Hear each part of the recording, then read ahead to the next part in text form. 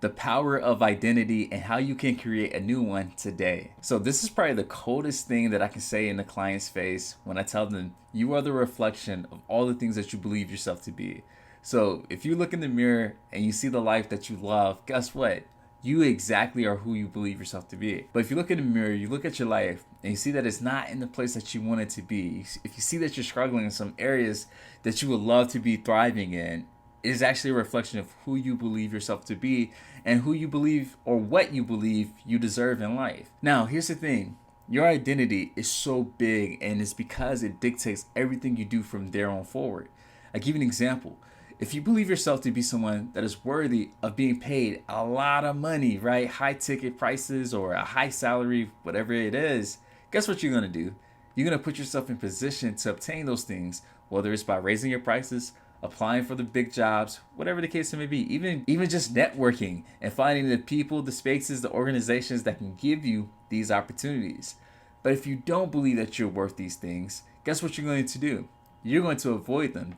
You're actually going to avoid them so bad that people are going to give you the opportunity. You're going to look at it and say, nah, I'll pass. And then you'll go do something that's a low level activity like, I don't know, maybe watching Netflix for 5, 6, 7 hours. Now, I'm not saying that you shouldn't do that or that you should never do that, right? But it's more so the frequency of that. So if you're doing that every single weekend or every single day, there may be a problem with that. But I digress. Identity is everything. And I truly believe that when clients come to me, they come to me because they have an identity that they have right now that is not conducive for the life that they want. So I'll give you an example. And I've given examples, but I'll give you another one.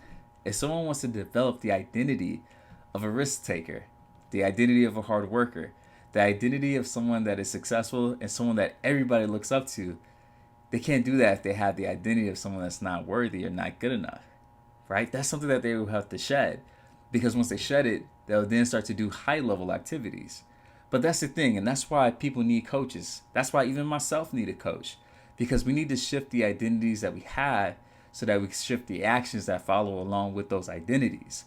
So this is why people come to me. They come because they have an identity that's not helpful. They meet with me and I give them the tools, give them the strategies, and they set goals with these tools and strategies. And if they take action long enough, they start to develop a whole new identity. And it's this new identity that they're able to go through life with. And when they do that, they look up one day and it's like, yo, I have everything that I've wished for. My life has totally transformed. That is the power of these shifts that we need to make. And it's real simple on how to make these shifts happen. And I'll give you some questions to think about. And if you have an opportunity, I would even tell you to write some of these down. So the first thing you need to ask yourself is, who do I want to be? That is a simple question, but it's one that may take some people some time. Who do you want to be in the midst of a struggle? Who do you want to be when it comes to your relationships? Who do you want to be when it comes to your career? Who do you want to be 60 years from now, right? Depending on your age, you may be like a very, very old person. So maybe I should say 30 years. Whatever the case it may be, that question will then dictate the goals that you need to set. Because if you tell me you want to be let's just say a New York Times bestseller, there's certain steps that person will need to take up until they become that person. I love the story of people like Stephen King and J.K. Rowling. If you don't know their stories, read them.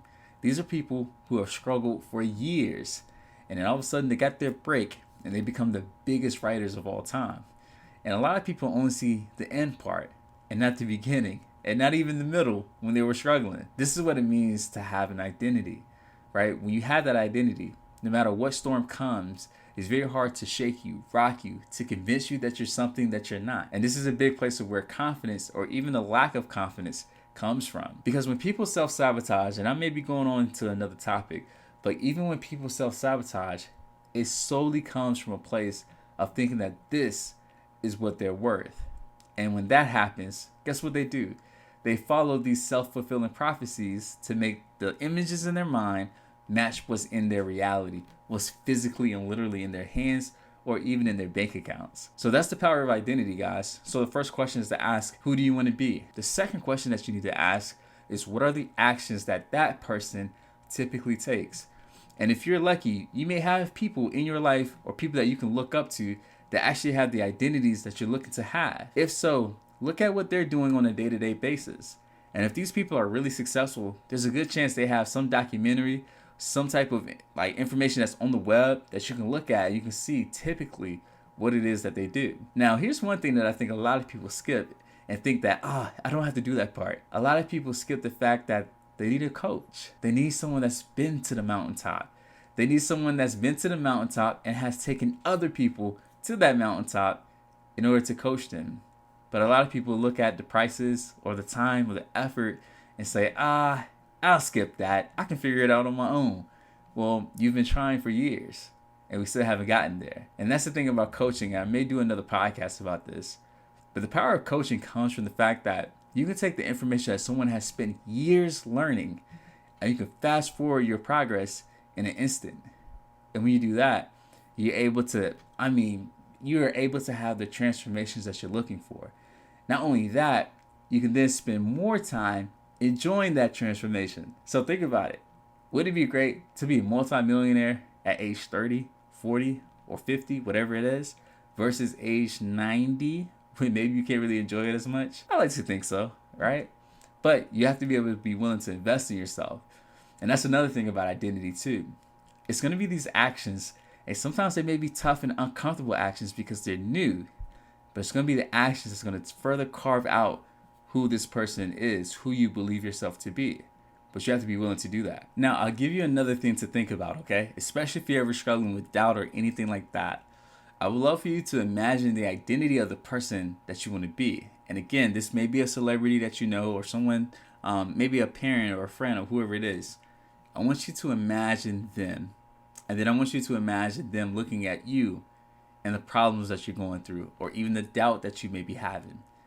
And I want you to look at things from their perspective and think, what would they say to me if they saw me going through this problem or having this doubt that I'm having? Okay, now I'm going to give you an example because I want to make this clear.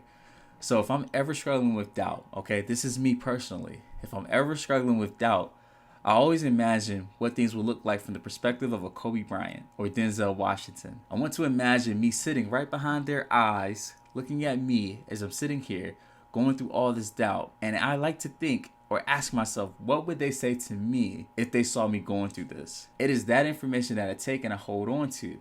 And this now becomes a part of my identity. And if it is a part of my identity, I need to prove it to myself by acting as if.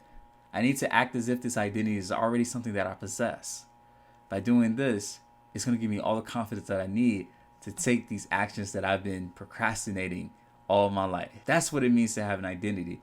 And that's how you're able to build it. And once you build that identity, if you're consistent and you're protecting it, it's going to be something that you have for the rest of your life. And that's the power of identity.